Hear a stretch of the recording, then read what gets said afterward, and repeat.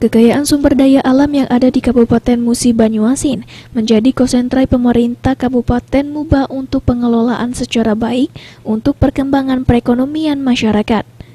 Bupati Muba memiliki visi misi untuk merealisasikan pembangunan industri hijau secara efektif. Selain meningkatkan PAD, juga perkembangan ekonomi warga Muba.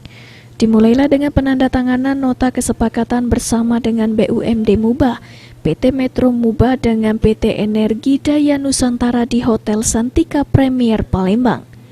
Bupati Musi Banyuasin Haji Dodi Rekza Alex Nurdin mengungkapkan dengan MOU ini kita sudah memulai industri hijau yang ada di Muba.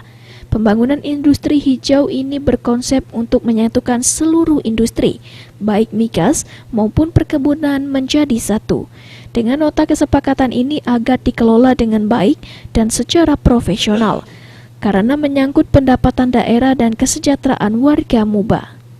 Diharapkan ini bisa menjadi menyerap tenaga kerja, kemudian meningkatkan PAD daerah, serta menggerakkan sektor ataupun pertumbuhan ekonomi di Musi Banyuasin. Kalau untuk prospeknya sendiri Pak, gimana Pak?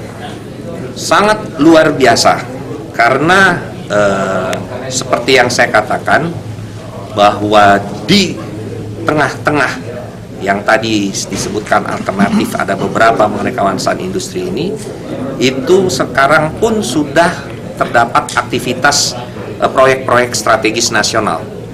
Seperti yang kita ketahui bahwa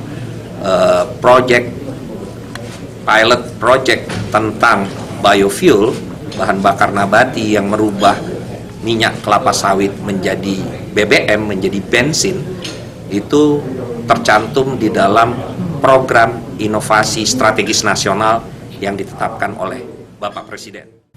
Pembangunan industri hijau ini sudah dikoordinasikan dengan Kemenko Perekonomian dan disambut baik oleh Menteri.